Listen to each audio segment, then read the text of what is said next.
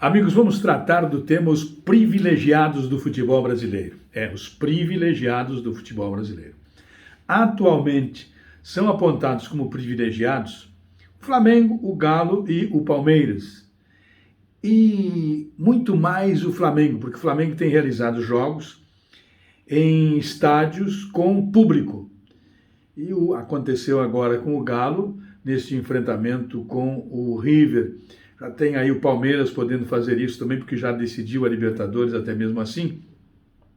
Mas não, esses são privilegiados porque jogam com público, desequilíbrio técnico na competição, enfim. Por que não acontece com os outros? Eu vejo as razões de forma diferente. Primeiro, eu não vejo o Brasil com condições de receber público nos estádios. Esse é o ponto inicial. Depois, as outras questões que eu quero analisar com vocês. Mas antes eu quero te fazer um pedido.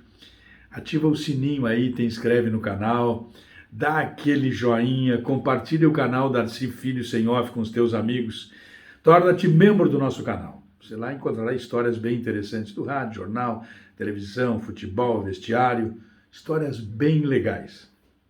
Vamos continuar então falando sobre os privilegiados do futebol brasileiro, que não é um tema novo, não é? Isso é uma situação que, de acordo com o momento, mudam os personagens que fazem as suas solicitações e as suas observações de que, olha, há um privilégio para este ou para aquele na competição. Portanto, é muito mais um argumento para justificar o insucesso do que qualquer outra coisa. Você vai dizer que o Flamengo tem privilégio? Sim, tem. A marca Flamengo é muito forte. A turma, os empresários, investem muito mais e de uma forma mais forte e mais pesada no Flamengo do que nos clubes menores.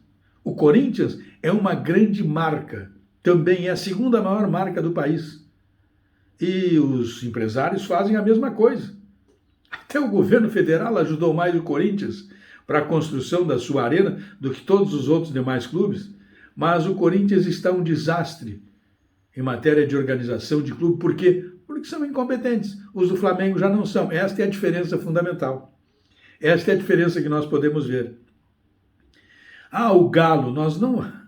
As pessoas fazem observações muito mais sobre a possibilidade que poderá ocorrer com o Galo daqui a alguns anos, pelo investimento que alguns empresários fazem, do que saudar a presença desses empresários no futebol e estar trabalhando em combinação com o clube. É muito mais fácil fazer isso do que torcer para o sucesso.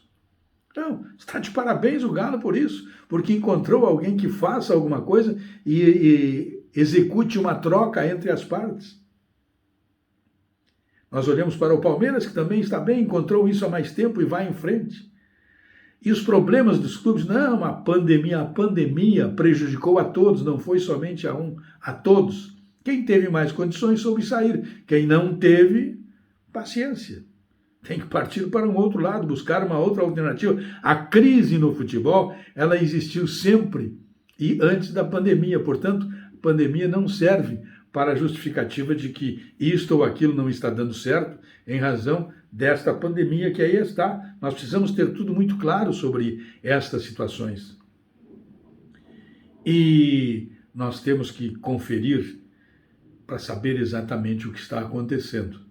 Se há privilégios ou se há, sim, um sinalizador de que este ou aquele clube tem mais condições de obter sucesso do que o outro.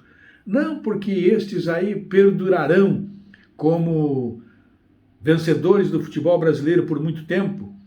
E não é assim. O Bahia já conseguiu ser campeão brasileiro, o Grêmio, o Flamengo, o Vasco, o Inter. Então, sabe, o público faz a diferença? Depende. Nós temos o exemplo do Maracanazo que não fez. Nós temos o exemplo, do Bahia, que veio a Porto Alegre e foi campeão brasileiro no Beira-Rio. Nós temos o exemplo do Grêmio, que ganhou a Copa do Brasil no Maracanã contra o Flamengo.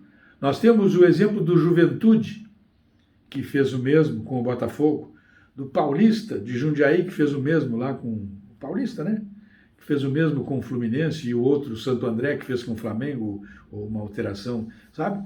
Então, há sempre uma explicação para quem perde. Ou é o público, ou é o privilégio, ou é o árbitro. Nunca as culpas são daqueles que não conseguem fazer uma coisa diferente, a não ser tentar atrapalhar quem está dando um passo à frente ou tentar copiar de forma equivocada, ainda equivocada, aqueles que estão tocando futebol. O futebol brasileiro teve tudo para andar bem e de uma forma harmoniosa e todo mundo ganhando dinheiro com o Clube dos 13. Mas a ganância e a má administração determinaram que o Clube dos 13 quebrasse. Nada mais do que isso. Então é necessário parar de achar que o futebol será dominado por Palmeiras, Galo e Flamengo. Será dominado se os demais não trabalharem, não buscarem as suas soluções, como fizeram Galo, Palmeiras e Flamengo. Um abraço.